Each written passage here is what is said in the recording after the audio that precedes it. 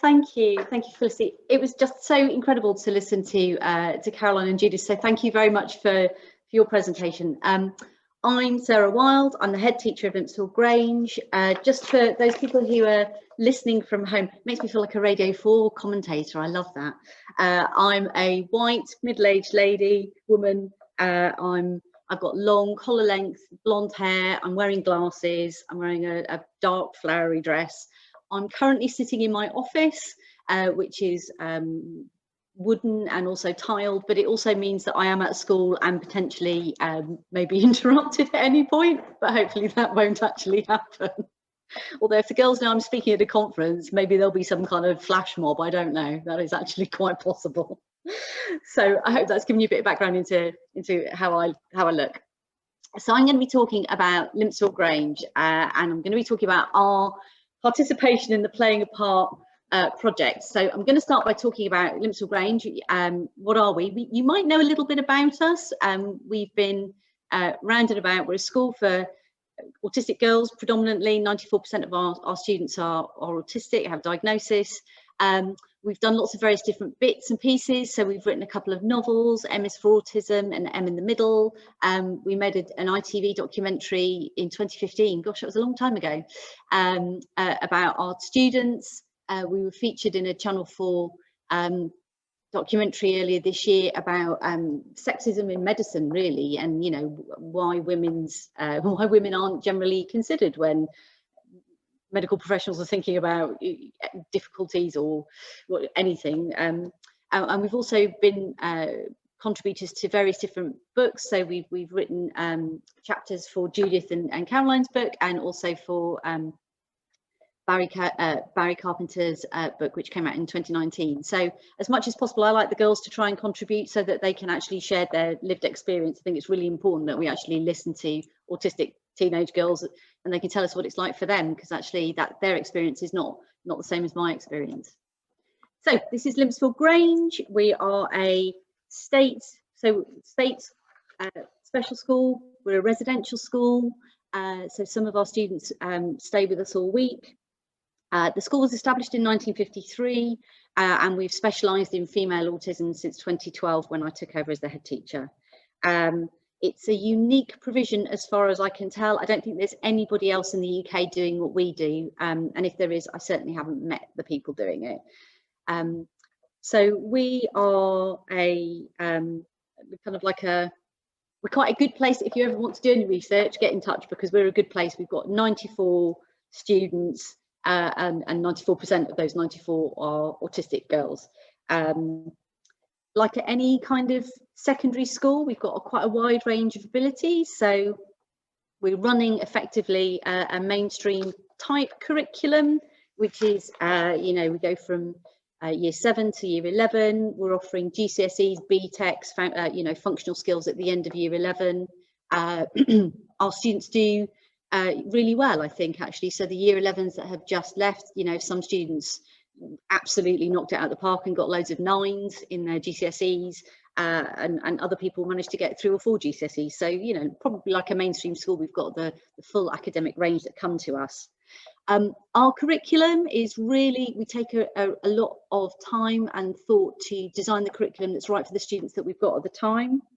And I think there's a big focus on learning outdoors and working with animals. So we've got loads of animals. We're very, very lucky that we're in this beautiful site. We have 11 acres of grounds, which is just, incredible. And we also run a small holding. So we've got alpacas and goats and sheep and dogs and chickens. I think that's it. And quite a lot of the students that come to us really want to work with animals later on in their life. We've had links with various agricultural colleges who sometimes deliver some of the curriculum for us. So we work really hard on developing the girls, not just academically, but actually I think it's all the things that they find quite difficult or that they want to get better at. So we really focus on like teamwork, developing perseverance, self-regulation, managing anxiety. We really, really try and develop their self-belief, because we want them to be so confident and articulate and able to, advocate for themselves as adults, as adult women. So we really push that. We also try and tackle that kind of perfectionist trait, which a lot of people come to us with, because actually, you know, sometimes that can be one of the most debilitating traits that you've got, is that everything's got to be perfect, and if it's not, you can't do it. So we really try and work with young people around that as well. We're really interested and committed to working in partnership with families. So it's about clear and frequent communication with families about how things are going, because actually for the young people that we're working with, it's just really important that we all know what's happening, and so that we can work together as a team. And we talk to the girls often about the fact that, you know, we're kind of a team with their families around them, and that we're all here to help them and for them to be, you know, the best version of themselves that they can be. And I think really the most important aspect of Limpsall Grange in terms of what we're about is about relationships, and that's relationships between students, you know, peer relationships and friendships. I think friendships are probably the most important things to our students, and quite often they're the things that they struggle with, especially at the beginning, and they find those quite difficult. But it's so important that we work with them to help them build those friendships and peer relationships that will sustain them into their later teenage years, and also that we build relationships with them. You know, our students here are very relationship based, and so we have to find somebody that they can build a relationship with, or more than one person in the building, so that they feel that there's always somebody that they can talk to and communicate with, and that they'll be heard. And I think the most important thing about that is that, you know, everybody at Limpsall Grange, all of the staff, understand that their primary role is working with students, and that's whether you work in the front office or you're our site manager. And that we have to make the girls understand that we get them, and that we think they're fantastic, and we think they're brilliant, and we really understand them, and that we're on their side, so that they don't feel the whole time that they have to explain themselves to us. And I think all of those things together really, we're really looking at quality of life for autistic people. So actually, what is their autistic quality of life? How do they want to live their lives? So as the girls get older, we talk to them about, you know, how do you want to do this adult thing? Do you want to predominantly live in the neurotypical world? Do you want to mainly live in the autistic world? Do you want to do a bit of both? You know, we talk to them about burnout, because I think for autistic women, in my experience, quite often spending a lot of time in the neurotypical world can be quite draining for them and emotionally exhausting. We talk to the girls a lot about employment routes. I think autistic people are really fantastic at being self-employed, actually. They're creative and innovative and really good at organising what they want to do. So quite often we'll talk to our students about the fact that actually, you know, why don't you set up your own business? If working with other people or working to somebody else's agenda is really tricky, then, you know, do what you need to do. And actually that seems to be increasingly common with our ex-students, and also with the students that we have here. In fact, yesterday when I was talking to somebody about a reason why they couldn't do something, she came back and said, well, if I was running a business, I'd be able to do it. And I said, yes, you would, but you're not running a business here. So I think that's great. So we've also designed our curriculum around 4 key areas, and they are our wacky curriculum. So we truly believe that well-being, achievement, communication and independence are the 4 key tenets of our curriculum. And if we don't get those tenets right, then actually the curriculum that we're delivering for our students won't be the right one. And I think, you know, Judith and Caroline were talking earlier about well-being, you know, autistic girls and well-being, and mental health difficulties. I think there's quite a large spectrum, isn't there, of, you know, you kind of start off at one end with kind of talking about emotional well-being and happiness, and, you know, mental health difficulties can be somewhere along towards the other end, and I think we've got to cater for everything in between. I would agree that actually our experience is that, you know, autistic girls do seem to have quite high rates of mental health difficulties alongside their autism, but I haven't been involved in any research with that, but that's just anecdotally kind of what we're seeing here.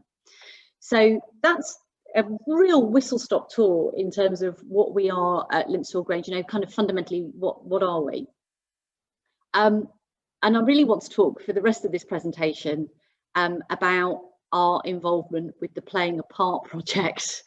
So We got involved with it. I can't even really remember when we got involved with this, if I'm being honest. I think it was about 2015, possibly, that Nikki came and Nikki O'Shaughnessy came and spoke to me, and we had a really amazing chat. It was fantastic to meet her and talk to her, and she started talking about the idea of a project that would really look at exploring kind of autism and gender and creativity.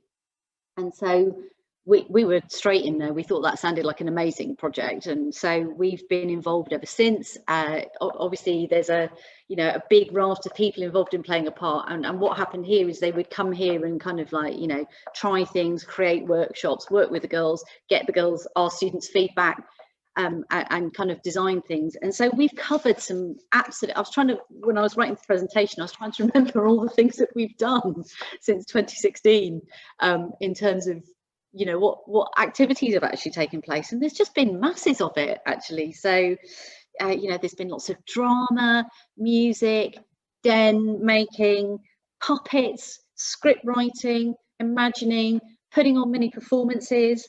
It's been pretty crazy.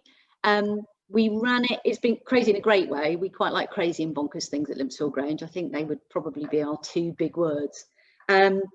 So we've run it as an after-school activity over the period of time that we've been involved in the project, and students have come from either the students who were boarding with us or students who were day students who just wanted to be involved with the project.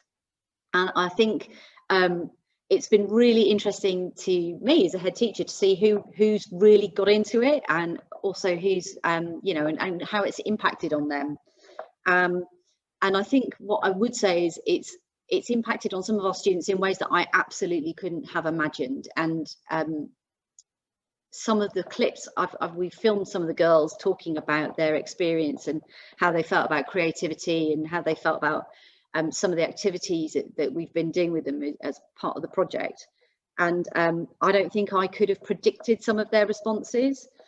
In particular, we've got one student who was working on the project who you'll see lots of clips from, and for a long time she'd been with us for 3 years, and for the whole time that she'd been with us at school she was selectively mute, so she wouldn't speak to us at all, but she absolutely engaged with playing a part and talked to the practitioners. And actually for us as a school that was an incredible piece of learning about that young person, because actually she really opened up as a result of being involved with this project. And now we can talk to her in school. It's just the most transformational and incredible thing. And we just know so much more about her. So, just that one person, this project has had an incredible impact on their life. And it's just been really brilliant to watch the students who've been involved just develop and grow and become engaged. And there have been some kind of slightly odd times as well. So because we're a residential school, we are inspected. We have unannounced inspections from a visitor, somebody who runs a children's home. He comes to check our practice, and she turned up one afternoon when the playing a part team were here, and they were doing a very immersive version of the Tempest. And so she kind of walked around the grounds and experienced that, and she talks about that even now, about how it's the only place she ever goes to where potentially somebody is actually living the Tempest at 4 o'clock in the afternoon in the grounds. And I think that probably sums it up quite well. So I just wanted to share with you, I really wanted to get the girls' voice and some of their feedback into this presentation. So we've asked them 4 questions, and we filmed their responses. We did this just before we broke for the summer holiday. We did it on a phone. It's not terribly high tech or anything, but I just really wanted to share with you the girls' views about their involvement with this project. So we'll look at the clips, and then I'll maybe just say a few words after each clip, if that's okay. So the first question we asked is, can being creative, can it help you? Do you find it helpful?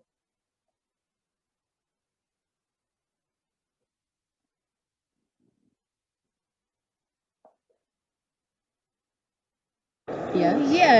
It gives me something to do. It boosts my self-esteem.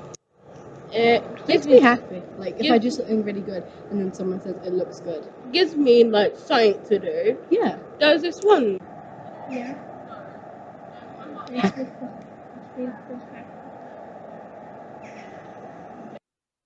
So I think that's quite interesting that straight away people are talking about happiness and self-esteem with creativity without a shadow of a doubt. So obviously we've only got clips of three students there, but actually nobody's talking about accessing creativity being difficult or something that they can't do, or immediately they're into the realms of like, you know, it makes me feel good about myself and I'm happy and I feel better for doing it, which is great, because I think for a long time society generally has felt that autistic people aren't very creative, or it's something that was kind of, you know, outside of their skill set, which is just clearly ridiculous.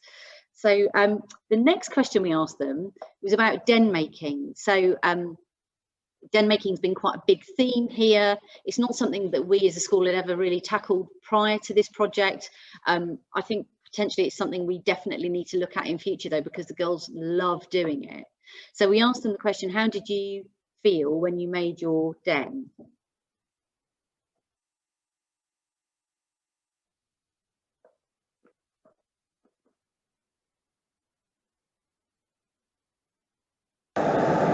Awesome.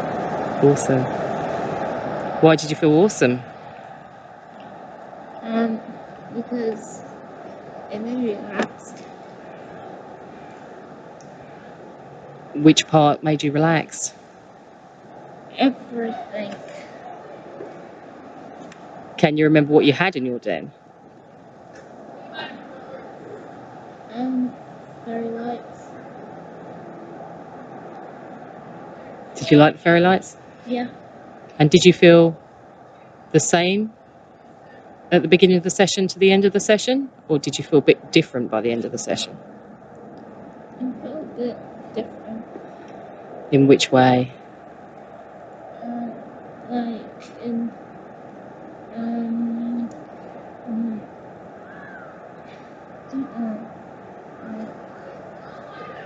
I don't know.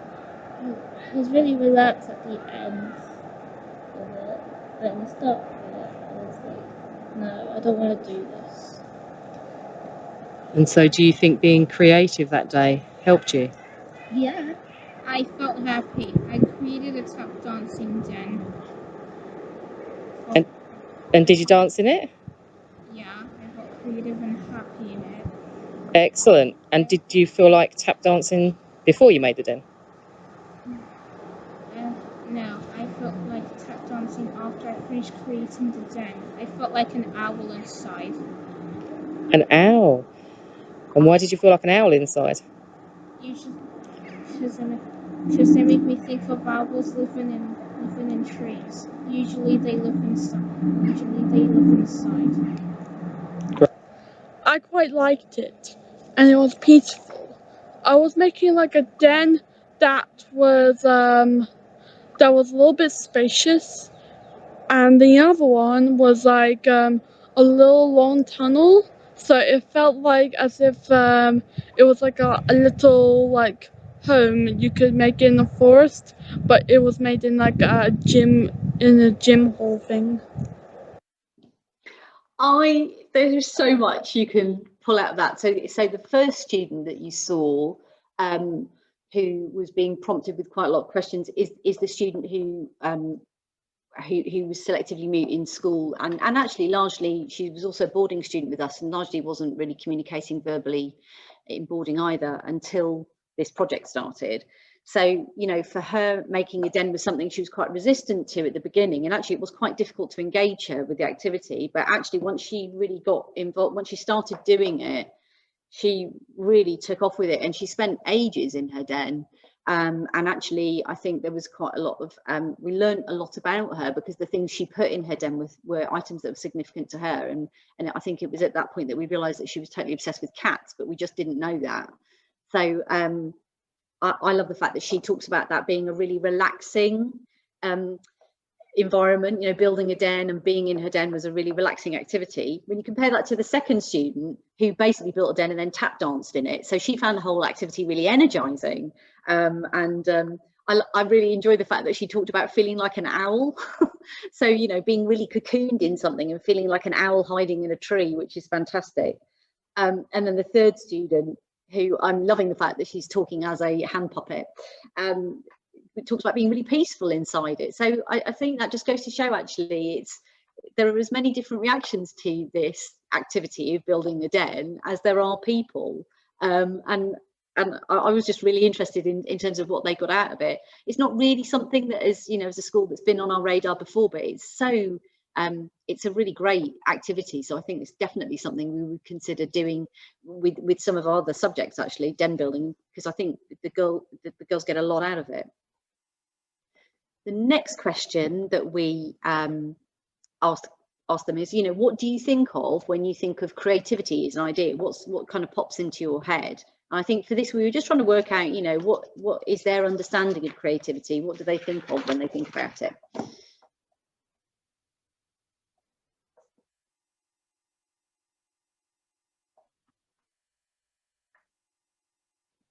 I think of creativity as an exercise more than something I rarely do or sometimes do.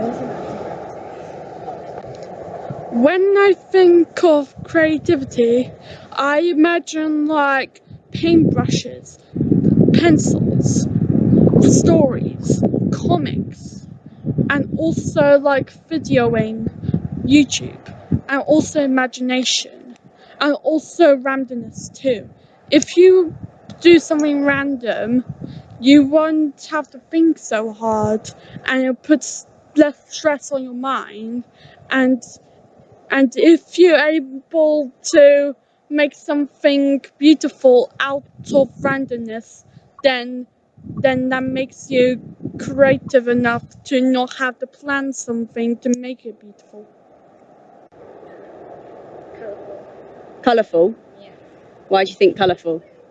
Because it's just colourful. Just is.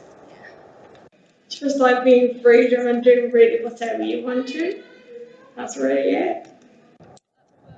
I think of like the brain, and then I think of I think it's the right brain, the right side of the brain that comes up with all the creativity. I think of like writing and art and poems and painting. What I love about that question is just the wide range of responses from, what do you think about when you think about creativity? I think of colourful things, or I think about the utensils that I quite often link to creative activities like paintbrushes, right the way through to I think of, the structure of the brain and why you might be creative from from kind of like a scientific point of view. I just think that's really great. I love the link between randomness. So, it's an opportunity to be totally random and unfiltered, and that's less stressful than trying to be less random.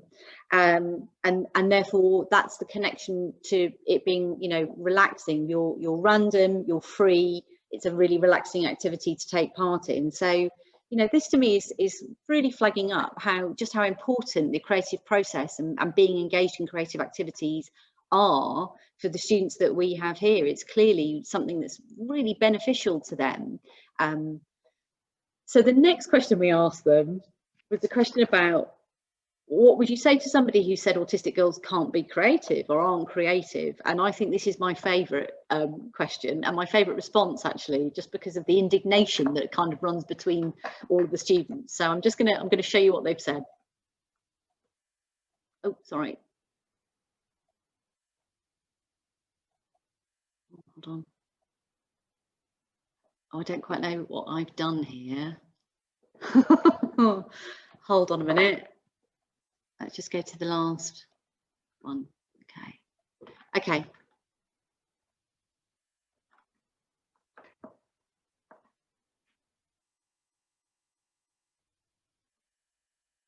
I would say they're wrong. They're just like humans. Anyone can be creative, especially when they have conditions like autism or ADHD. Well, it's a word which I cannot say.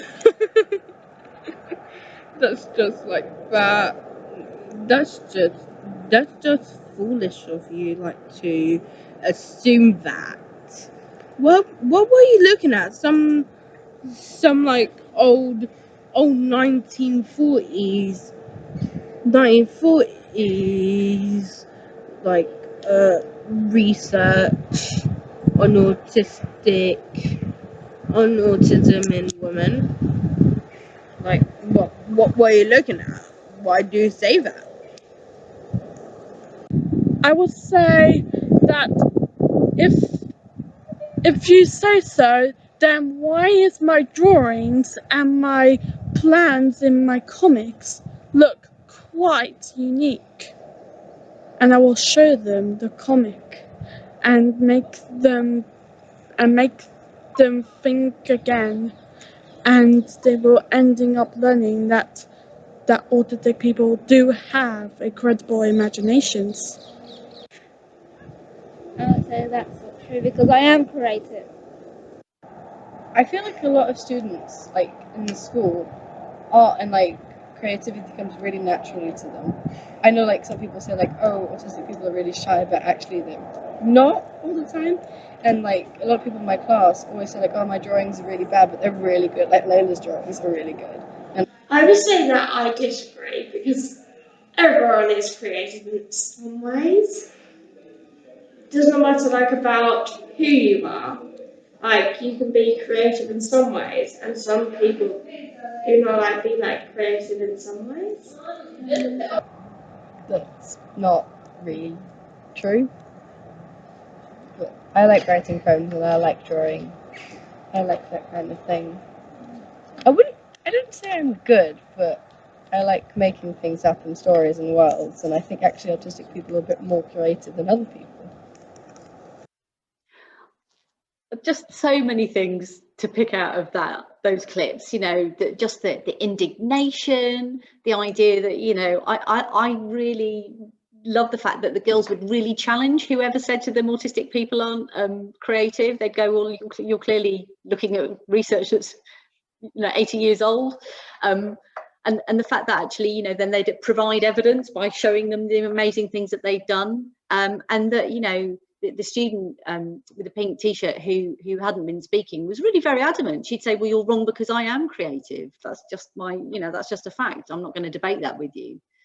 So that's really what I wanted to share with you, is that this, you know, this is our experience of the project. The project's not over yet. We've still got a bit more to do. I think they're going to come in next week, actually, and actually just to talk about really the, you know, the incredible impact that it's had on individual people in our school, and just how enjoyable it's been to be part of this incredible project. And I just can't wait to see, you know, kind of what's pulled out of all of the different settings, and to compare the experiences of the autistic girls that have been involved in this project, because I just know from the perspective of the head teacher of Limpsall Grange School for our community, it's been really important, and just invaluable, really.